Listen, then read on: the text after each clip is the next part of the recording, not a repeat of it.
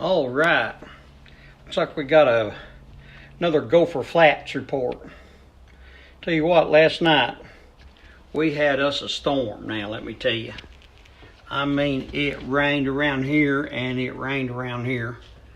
And I mean, it blew and it whipped.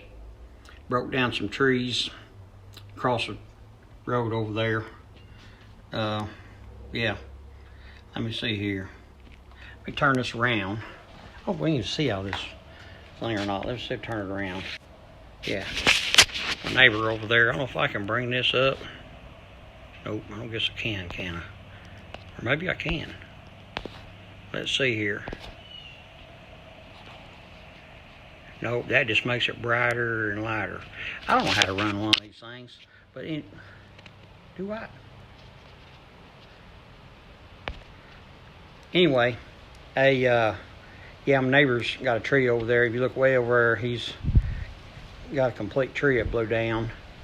I've got some in the backyard, you know, back that way behind the house here that's blew down. So anyway, I'm out in the garage and I got one of them battery operated chainsaws. I can't jerk and yank on chainsaws anymore to get them started since I, you know, kind of got damaged, you know, in that last bad car wreck. So, but anyway, I got a little chainsaw and I just kind of cut little limbs that fall down and things. But I got a pretty big one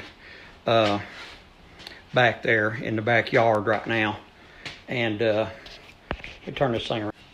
But anyway, so I was cutting some the other day, and then this here fell down.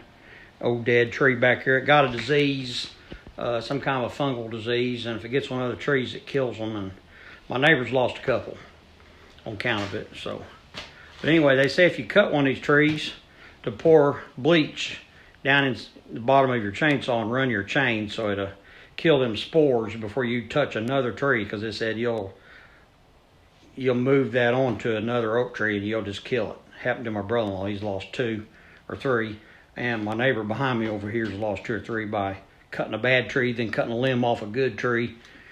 So anyway, so I've been being very careful to do that. But that old bad tree back there got a big old giant limb that crashed off of it last night and all that storms and stuff. So anyway, I got my little chainsaw out and it's kind of dull. The blades are dull on it. I'll switch that back around here. Yeah, the old blades are kind of dull on it. So anyway, I've got one of these Harbor Freight chainsaw sharpeners here. Now, if you're in chainsaw business, I wouldn't recommend this thing. I mean, you know, it's kind of a do-it-yourselfer thing, and it works. I guess it works. I just bought it. It seems to be sharpening the the chain real sharp, but I don't know. It's kind of China wacky, you know, knobs are loose on it and things like that. I don't think you'd want to use it for something industrial, but if you're just going to sharpen a chainsaw around your house every now and then, it sure beats running down and paying, you know, $10, $12 to get one sharpened every time you want one sharpened. And then plus the gas of driving down there, it don't cost that much. These things don't, and I think it'll do good for me. But anyway, I am going to sharpen this chain here on this saw just a little bit.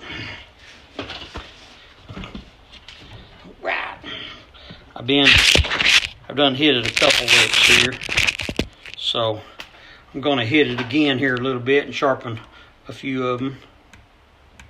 Yeah, that one's pretty dull right there. So, okay, I got it all set up. It took me a while to set it up.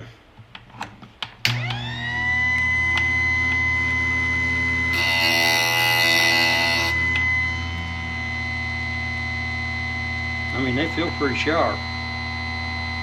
We'll find out later when I stick that saw on a little old limb back there and see if it'll cut it, you know. Just have to see. Yeah, this thing is a little bit kind of doohickeyish. You just got to kind of understand how things work to use it, you know.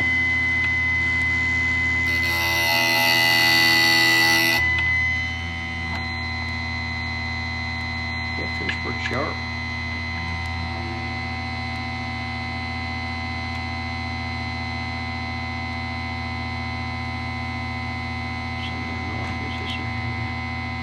I gotta watch it because you can only sharpen one side, then you have to turn it around and sharpen the other side.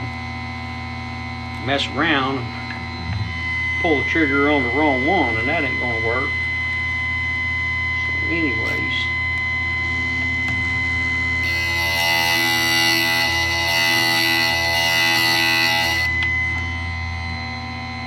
One of them blades will probably last me for years, no more sparks I'm throwing off of it there.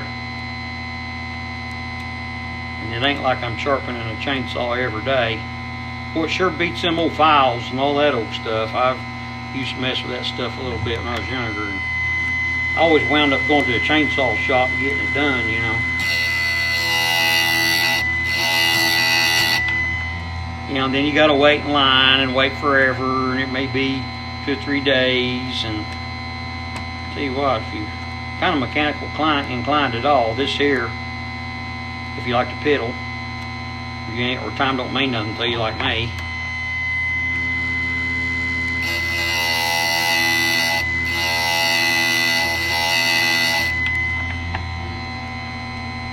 Yeah, buddy. Now that right there is sharp enough to shave with. I'm telling you, that thing's getting pretty sharp.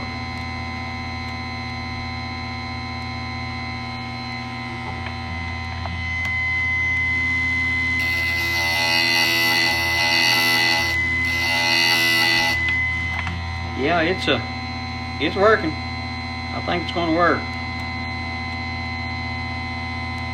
I'm kind of liking this thing.